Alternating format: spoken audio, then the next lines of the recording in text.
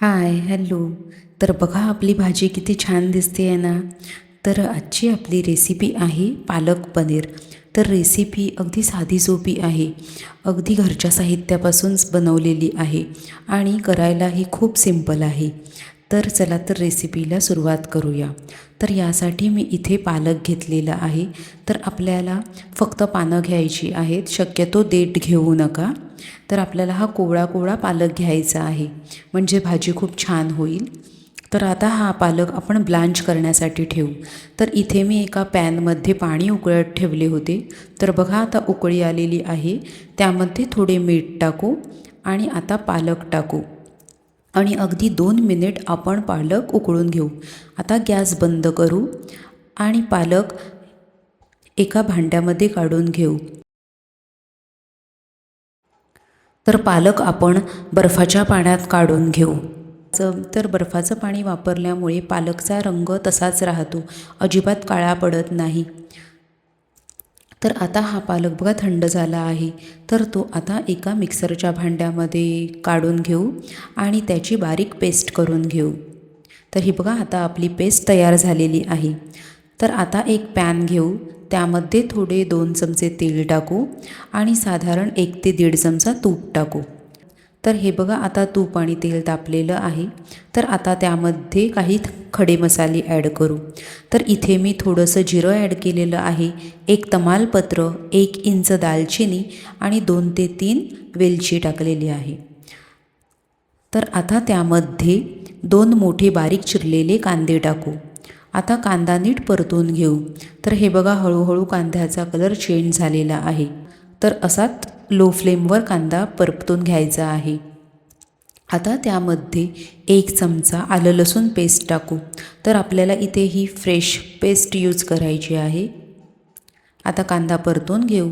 आता त्यामध्ये आपण अर्धी हिरवी मिरची टाकू. आता पाव चमचा हळद टाकू. 1 चमचा धने-जिरा पावडर टाकू आणि पाव चमचा तिखट लाल मिरची पावडर टाकू. तर आधी आपण हिरवी मिरची ही वापरली आहे, तर त्या अंदाजानुसार आपण तिखट मिरची ॲड करूया. जर तुमच्याकडे कलरची असेल तर तुम्ही तीही ॲड करू शकता. तर हे बघा आता कांदा आपला आणि मसाले परतून झालेले आहेत. तर त्यामध्ये आता पनीर टाकू आणि पनीर थोडा वेळ परतून घेऊ. तर त्यामध्ये आता मी थोडंसं तूप ॲड केलेलं आहे. तुम्हाला जर पाहिजे असेल तर तुम्ही बटरही ॲड करू शकता, त्यानेही खूप छान टेस्ट लागते. तर आता हे बघा आता अशा प्रकारे आपण पनीर थोडासा परतून घेऊ आणि आता आपण त्यामध्ये पालक प्युरी टाकू. आता थोडंसं पाणी ॲड करू आणि पालक नीट आता परतून घेऊ. तर साधारण इथे आपल्याला हाफ कप पाणी ॲड करायचं आहे. हे बघा आता अशा प्रकारे आपण भाजी परतून घेऊया.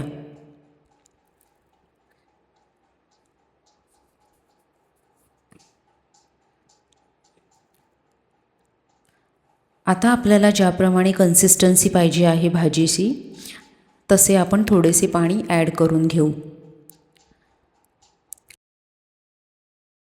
झाकण ठेवू आणि 2 ते 3 मिनिट मीडियम फ्लेमवर ठेवून देऊ. तर भाजी मधून परतवत राहा, कारण ती थोडी करपू शकते.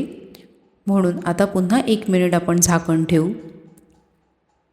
भाजी नीट परतून घेऊ. आता त्यामध्ये मी 3 चमचे फ्रेश क्रीम वापरलेली आहे.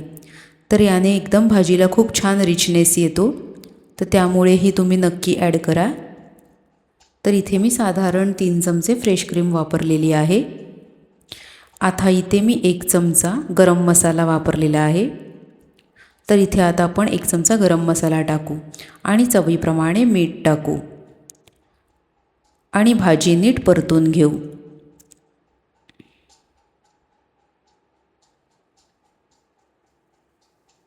तर ही बघा आपण ही भाजी अगदी कमी साहित्यामध्ये तयार केलेली आहे, पण ही भाजी खायला खूप छान लागते.